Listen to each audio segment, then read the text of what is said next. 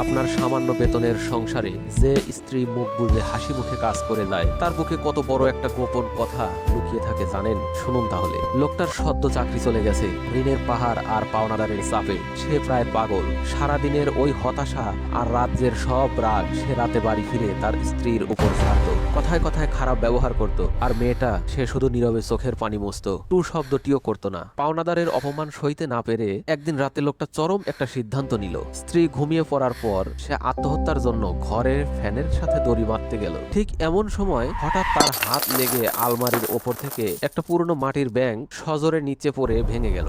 শব্দ শুনে লোকটা নিচের দিকে তাকালো, আর তাকাতেই সে যেন পাথর হয়ে গেল। মাটির ব্যাঙটা ভাঙতেই ভেতর থেকে ছড়িয়ে পড়ছে অনেকগুলো 10-20 টাকার মোড়ানো নোট, আর তার মাঝখানে একটা ছেঁড়া চিরকুট। লোকটা হাত কাঁপতে কাঁপতে চিরকুটটা খুললো। তাতে লেখা, গত 3 বছর ঈদে তুমি নিজের জন্য কিচ্ছু কেননি, বাজার খরচ বাঁচিয়ে আমি এই টাকাটাই জমিয়েছি।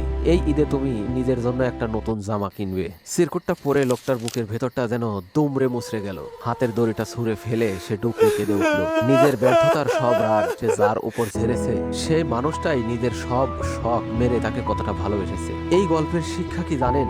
জীবনে হাজার অভাব থাকতে পারে, কিন্তু আপনার খারাপ সময়ে যে মানুষটা আপনার হাত ছাড়ে না, তাকে কখনো অবহেলা করবেন না। কারণ এমন একজন জীবন সঙ্গী থাকলে আপনিই পৃথিবীর সবচেয়ে ধনী মানুষ।